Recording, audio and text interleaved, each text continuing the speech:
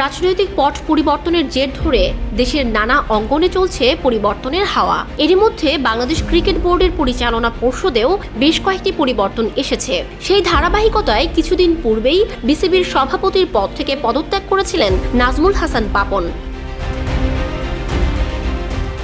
আর এবার বোর্ডের পরিচালক পদ থেকে পদত্যাগ করলেন খালেদ মাহমুদ সুজন। বুধবার বোর্ডে পদত্যাগপত্র জমা দিয়েছেন তিনি।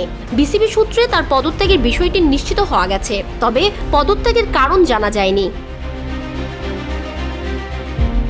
লম্বা সময় ধরে বিসিবিতে একাধিক কমিটির বিভিন্ন গুরুত্বপূর্ণ পদে ছিলেন সুজন। সর্বশেষ তিনি গেম ডেভেলপমেন্ট কমিটির চেয়ারম্যানের দায়িত্ব পালন করেছেন। একই সঙ্গে ক্রিকেট অপারেশনস কমিটির সহসভাপতির দায়িত্বেও ছিলেন। বিসিবি পরিচালকের পদে থাকার সময়ে জাতীয় দলের সঙ্গেও কাজ করেছেন সুজন।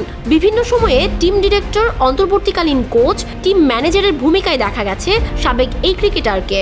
তাছাড়া ঘরোয়া ক্রিকেটে আবাহনীর প্রধান কোচ ও বিপিএলেও কোচিং করিয়েছেন তিনি।